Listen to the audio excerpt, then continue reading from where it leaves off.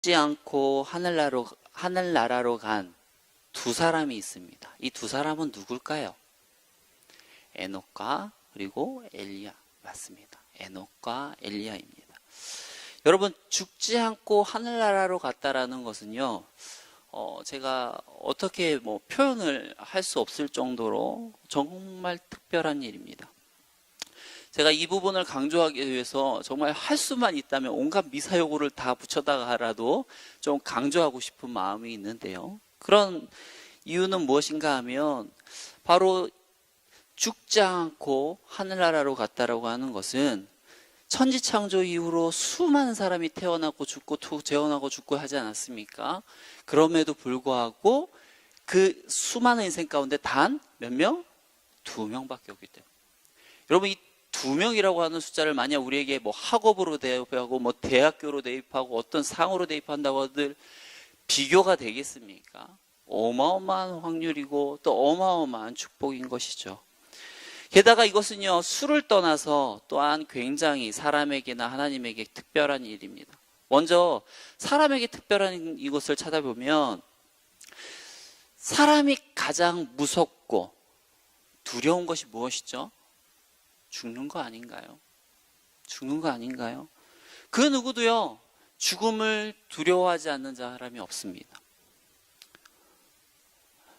어떤 사람은 죽으면 모든 것이 끝이라는 어떤 그 막막함 때문에 죽음이 두려울 수도 있고, 또 예수 그리스도를 모르는 사람은 이 무의식 속에 있는 생각인 거죠. 무의식 속에 심판 후에 있을 하나님의 심판을 두려워하면서 죽음을 두려워할 수도 있고, 아무튼 누구나 이 두려워하는 이 죽음을 경험하지 않고 천국으로 바로 갔다. 이것은요, 사람에게 굉장한 축복인 것입니다. 더군다나 이것은 하나님에게도 특별한데 왜 그런가 하니까, 여러분, 아담과 하와가 선악과를 따먹음으로 인해서 무엇이 찾아오죠? 먼저 영적 죽음, 하나님과의 관계 단절과 그리고 육적 죽음이 오죠. 어느 인생이든지 그가 의인이든 악인이든 상관없이 이 땅에 태어나면 죽는 것이 한 번은 다 정해져 있는 일이에요. 그런데 그렇게 하나님께서는 인간을 디자인하셨어요. 원래는 에덴 동산에서는 어때요? 영원한 삶을 살 수 있도록 디자인하셨지만 죄로 인해 물들어져 버린 그 인간은요, 어때요?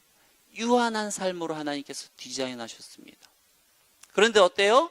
하나님께서는 그런 하나님의 원칙을 깨고서 그 인간이 죽지 않고 하늘나라로 가셨다라고 하는 것. 여러분, 하나님께서 하나님이 세운 원칙과 그 디자인을 깬 거예요. 굉장히 하나님에게도 의미가 있는 사건인 것입니다. 그리고 특별한 사건인 거예요. 그리고 그 첫 번째가 누구예요? 그 하나님의 특별한 그 계획과 어떤 그런 것들을 깨도록 만들게 한 사람이 누구예요? 에녹이에요.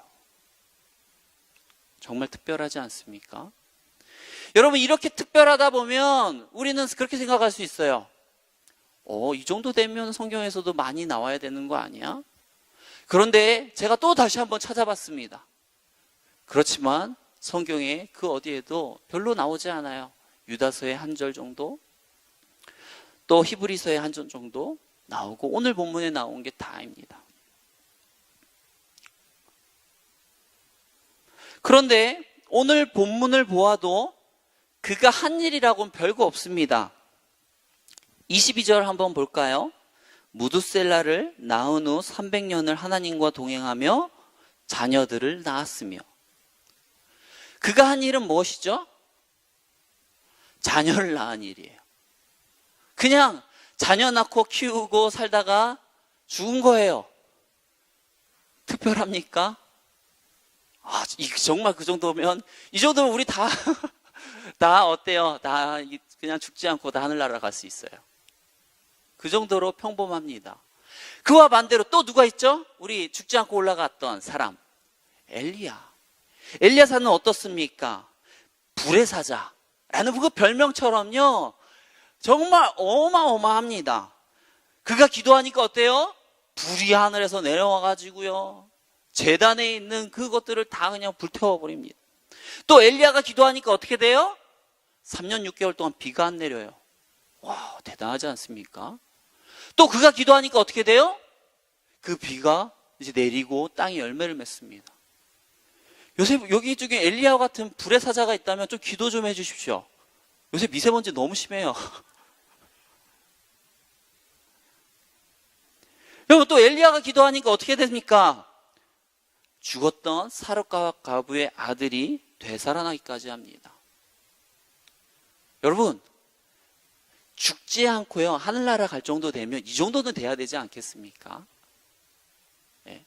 이 정도 되면, 아, 그래, 저 엘리야 정도 되면은 죽지 않고 하늘나라 갈 만하지, 이게 인정이 되는데, 그와 정반대로 너무나 평범해요. 애기 낳다가 죽었어요. 애기 낳고 살다가 그대로 죽었어요. 여기서 우리가 알 수 있는 것이 무엇일까요? 왜 하나님께서 그를 데리고 가셨다라고 하는 표현을 보면, 죽이지 않고 데리고 가셨다라는 표현이요, 엘리야나 에녹이나 그 표현에서도 동일합니다. 차이가 전혀 없어요. 우리가 볼 때는 하나님께서 차이를 두 법한데, 하나님께서는 그 둘조차도 차이를 두지 않고 있을까요? 여기서 우리가 알 수 있는 것이 무엇일까요? 그것은요, 바로 신앙생활이라고 하는 것은 평범한 가운데 이루어진다는 것입니다. 신앙생활은요, 뭔가 굉장히 어떤 다이나믹하고 이런 것에서 이루어지는 게 아니에요. 사실 신앙생활은 굉장히 평범한 가운데 이루어지는 것입니다. 담임 목사님께서도 이 이야기를 자주 하시죠. 기적을 경험하는 삶보다 더 좋은 것은 무엇이다? 평범한 삶이다. 왜 그럴까요? 기적을 경험한다는 건 뭐예요? 기적을 경험하기 위해서는 완전한 반등이 필요하거든요. 그러기 위해서 어때요? 아주 어려운 고난, 아주 힘겨운 힘든 그런 역경들이 따라오는 거예요. 그런 것들이 있기 때문에 어때요? 드라마틱한 반전이 있는 거예요. 그런데 평범하다라는 건 뭐예요?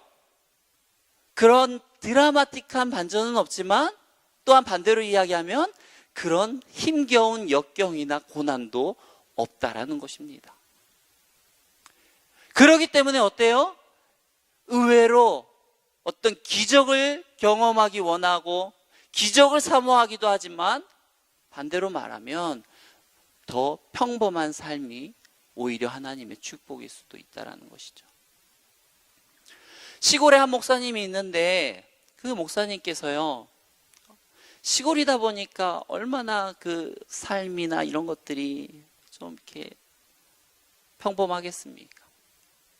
그냥 매일 눈 뜨면 새벽 기도하고, 또 말씀 읽고, 설교 준비하고, 수요 예배 드리고, 금요 철회하고, 주일 예배하고, 오후 예배하고, 신방하고, 그리고 또 시간 남으면 또 설교 준비하고, 이런 일에 그냥 계속되는 반복인 거죠.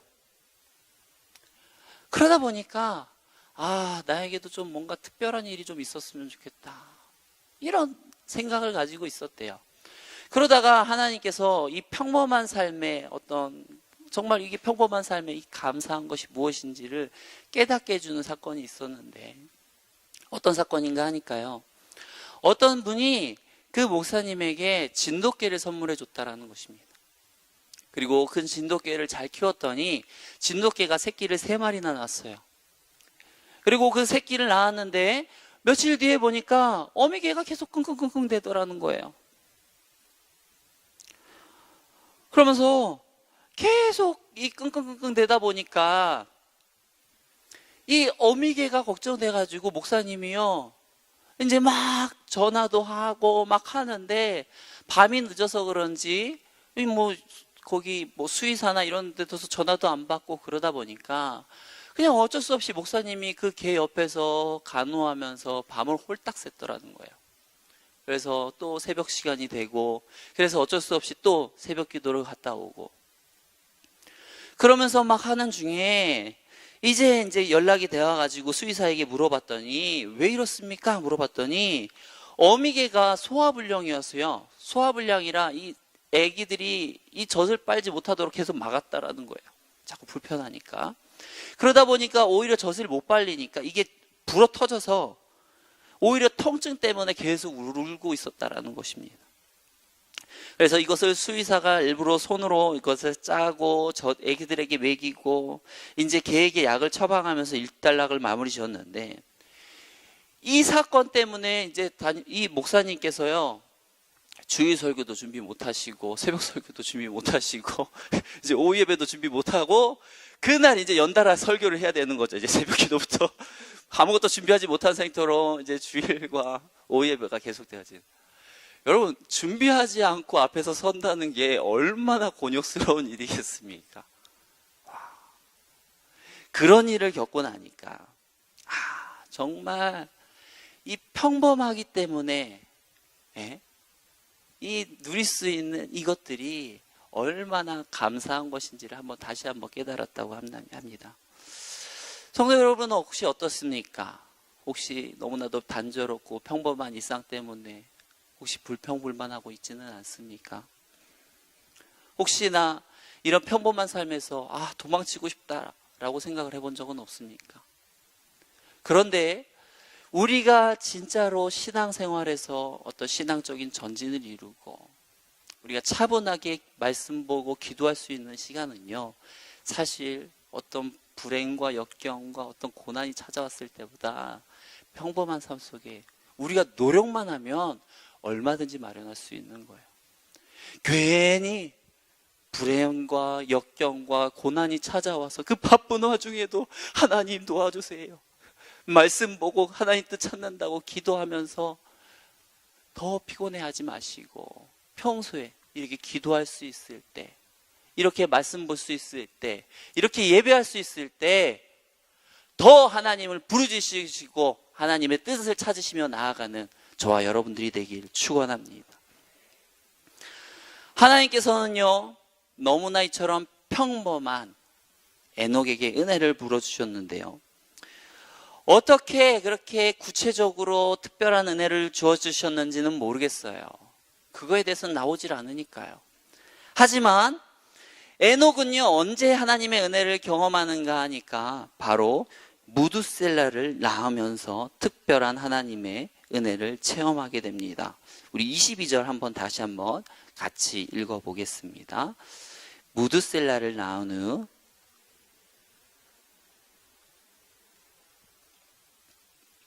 무두셀라가 몇 세까지 살았죠? 365세까지 살았습니다. 그런데 얼마간을 동행했습니까? 300년이요. 잘 봐요. 그가 무두셀라를 낳은 후부터 하나님과 동행하기 시작한 거예요.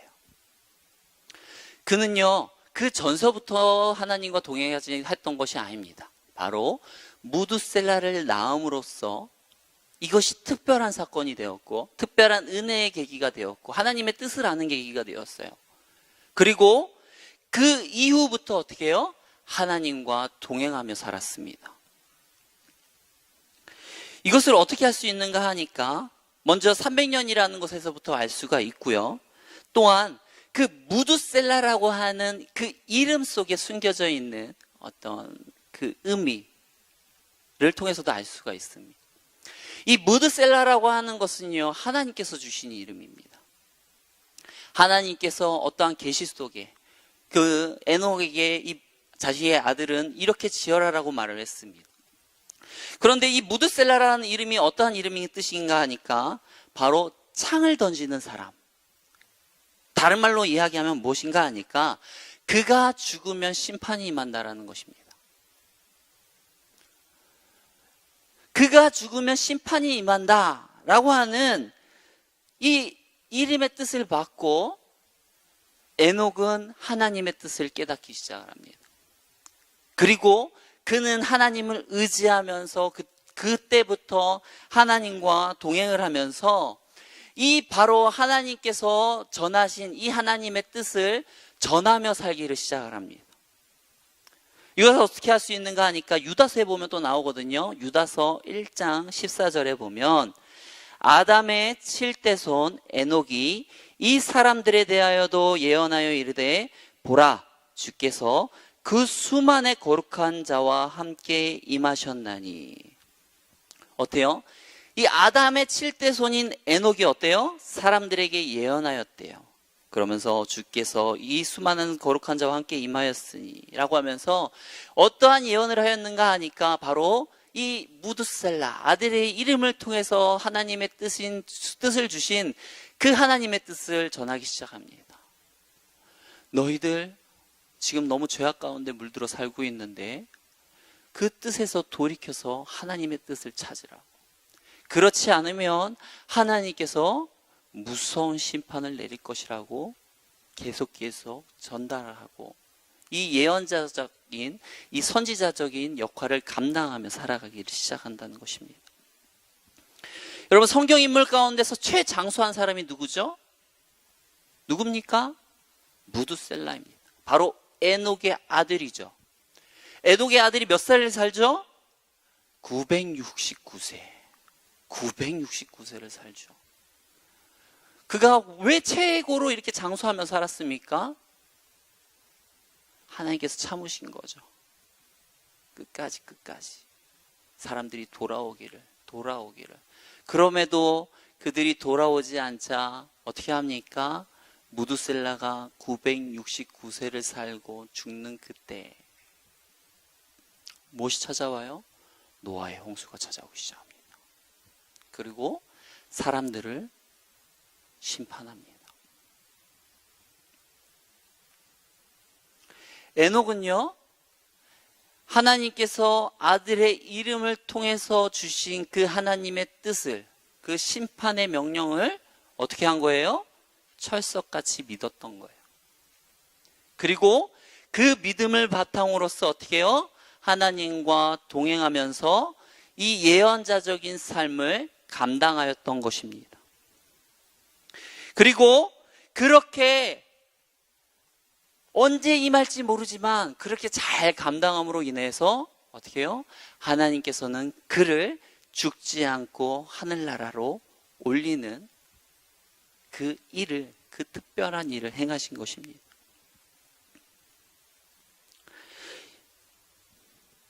이처럼 에녹은요 65세 때 무두셀라를 낳은 후에 하나님의 말씀을 받고 그의 삶이 확실히 변했습니다. 그러자 하나님의 말씀을 받자 어떤 일이 일어나요? 이 악한 생야상이 보이기 시작하는 거예요. 정말 이 세상에 죄악이 가득하구나. 정말 그들의 마음으로 하는 생각과 계획들이 정말 항상 악하구나 하는 것들을 깨닫기 시작을 합니다. 그리고 어떻게 해요? 깨달으니까 전하기 시작하죠. 미국의 신학자인 라인홀드 니버가 이런 말을 했습니다. 현대인들의 부패한 생활은 하나님의 심판을 믿지 않기 때문이다.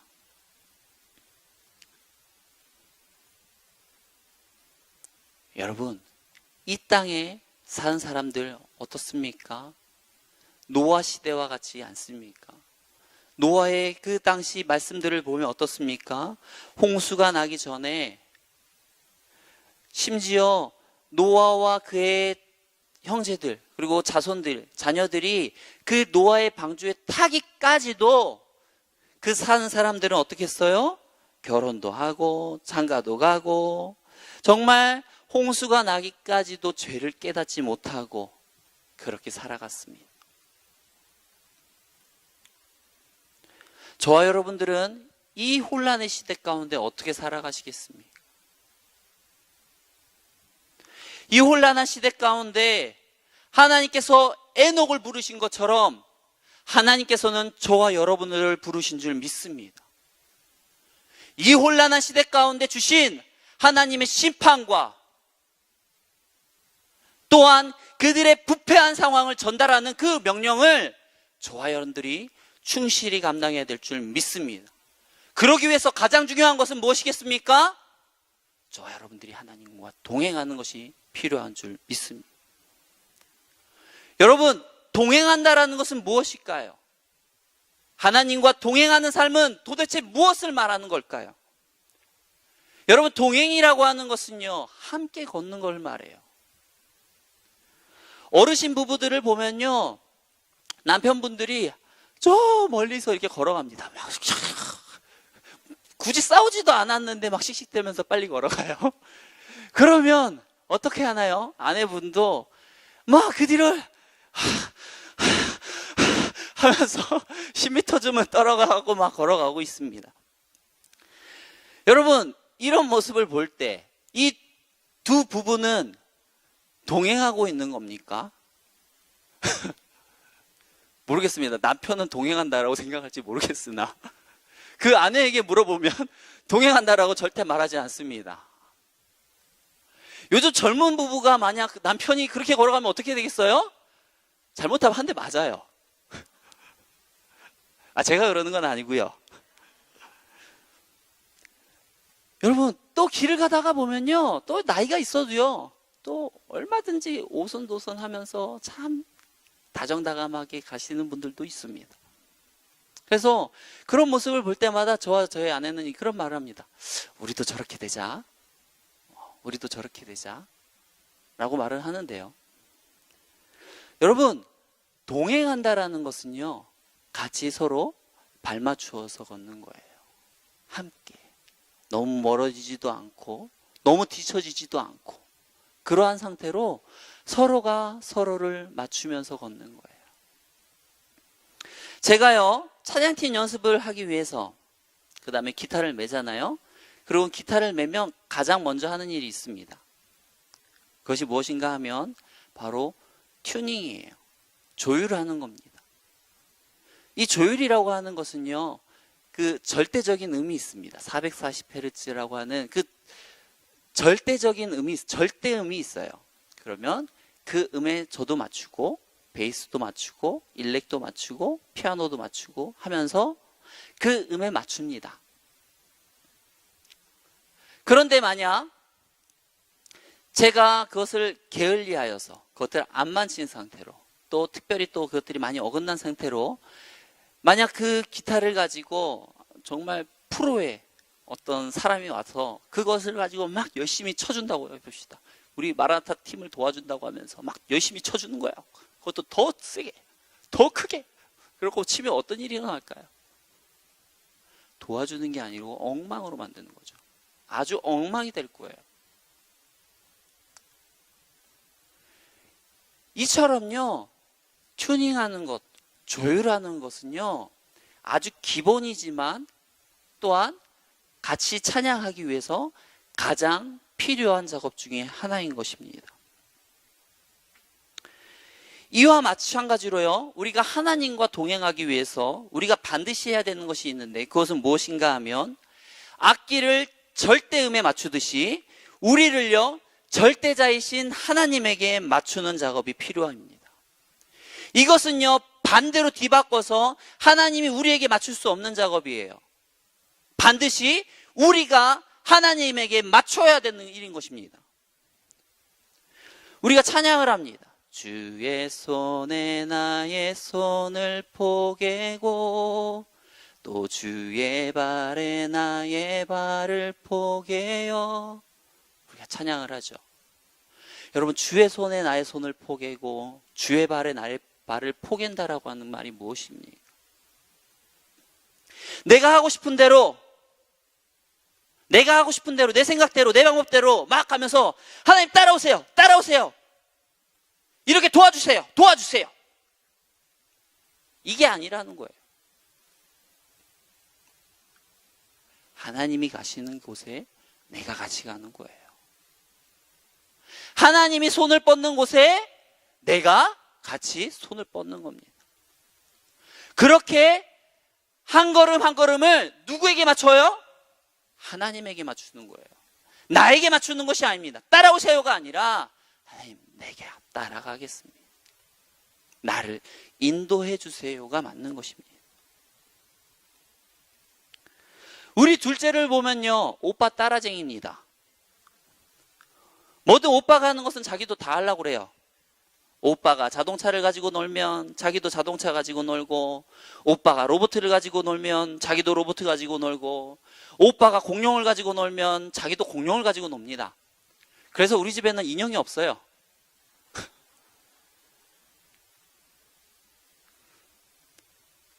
오빠 공룡 사주고 로봇 사주면 우리 딸도 공룡 사주고 로봇을 사줘야 됩니다. 여러분, 우리 둘째가요, 매사에 오빠를 따라하듯이요, 저와 여러분들이요, 늘 예수님을 따라 살아야 돼요. 예수님이 가난한 자를 돌보시면 우리도 예수님을, 그 가난한 자를 돌보고, 예수님이 연약한 자도 사랑하시면 우리도 연약한 자를 사랑하고, 이렇게 하나하나 예수님을 따라 해야 되는 것입니다. 그런데 예수님께서도 보면요, 예수님께서 하고자 하는 대로 움직이시는 게 아니에요. 어떻게 움직여요? 매사에 하나님께 묻고 하나님의 뜻에 따라가는 것입니다. 즉, 우리가 예수님을 따라한다는 건 누굴 따라하는 거예요? 하나님을 따라하는 거예요. 마태복음 26장 39절에도 보면 어떻게 해요? 조금 나아가사 얼굴을 땅에 대시고 엎드려 기도하여 이르시되, 내 아버지여, 만일 할 만한 것이거든 이 잔을 내게서 지나가게 하옵소서. 그러나 나의 원대로 마시옵고 아버지의 원대로 하옵소서 하시고, 아무리 중요한 일이어도, 내 목숨을 바치는 일이어도 그 뜻에 내 뜻이 반영되지 않습니다. 내 기분, 내 뜻, 이런 것이 반영되지 않습니다. 오로지 하나님의 뜻과 계획과 방법이 반영될 뿐입니다. 그리고 예수님은 그것을 따라갈 뿐인 것입니다. 이건 우리의 삶도 마찬가지예요. 우리의 삶에 움직이는데 원동력은 내 뜻, 내 방법, 내 판단이 아니에요. 예수님의 방법, 예수님의 판단입니다. 이것을 다른 말로 말하면 뭐예요? 내 인생의 주인은 내가 아니에요. 내 인생의 주인은 예수님입니다.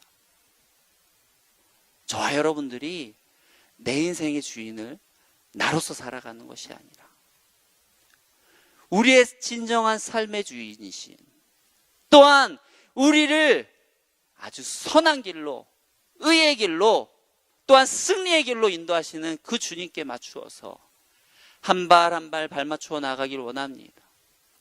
동행하며 살아갈 때 제일 중요한 것은 무엇인지 아세요? 나와 주님의 사이의 거리예요.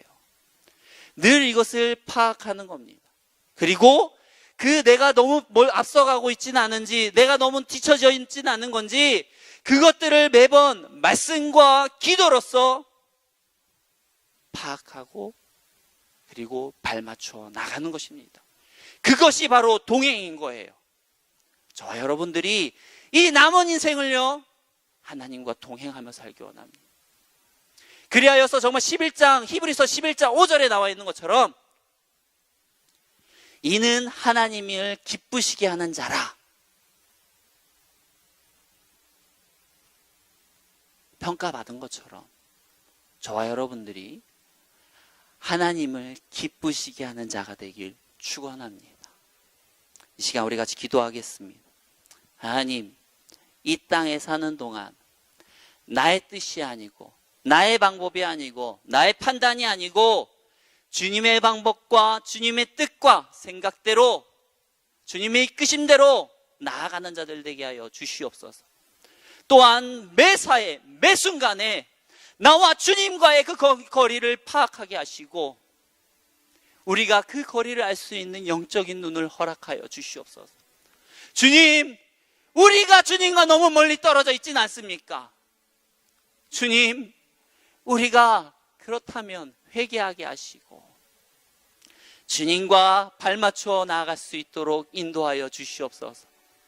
또한 그 에녹에게 주었던 그 예언자적인 그 삶을 우리도 이 땅에서 살아낼 수 있도록 역사하여 주시옵소서. 이 시간 우리 같이 통성으로 기도하며 나가도록 하겠습니다. 사랑하는 하나님, 감사합니다. 주님, 이 땅에 살아가는 동안 주님, 우리가 온전히 하나님의 뜻을 바로 알기 원합니다. 주님과 동행하며 살아가기 원합니다. 주님께 온전히 인도되어 살아가기 원합니다. 내 생각과 내 방법과 내 관철로서 살아가는 것이 아니라 주님의 방법과 주님의 계획 속에서, 주님의 인도하심 속에서 살아가는 자들 될 수 있도록 인도하여 주시옵소서.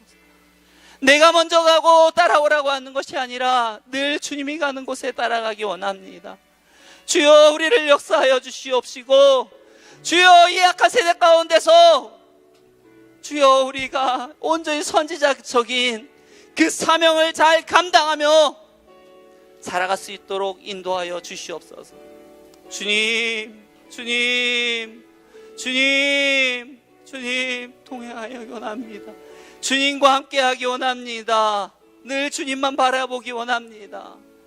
이 평범한 생활 속에 아버지 하며 이 기도할 수 있는 이때에 아버지 기도하기 원합니다. 주님의 뜻을 더욱더 알기 원합니다. 아버지 하나님, 우리의 영적인 눈을 열어주시고 또 하나님의 생각을 알려주시며 주님의 계획들을 온전히 깨달아서 이 악한 시대에 물들지 아니하고 거룩하게 분별되어져서 하나님의 뜻을 전하며 살 수 있도록 인도하여 주시옵소서. 우리의 남은 인생 주님과 동행하기 원합니다. 주님을 기쁘시게 하는 자가 되기 원합니다. 믿음이 없이는 하나님을 기쁘시게 할 수 없다 했는데 주여, 우리가 온전한 믿음으로써 바로 서서 나갈 수 있도록 인도하여 주시옵소서. 이 시간 감사헌금 드린 사람들이 있습니다.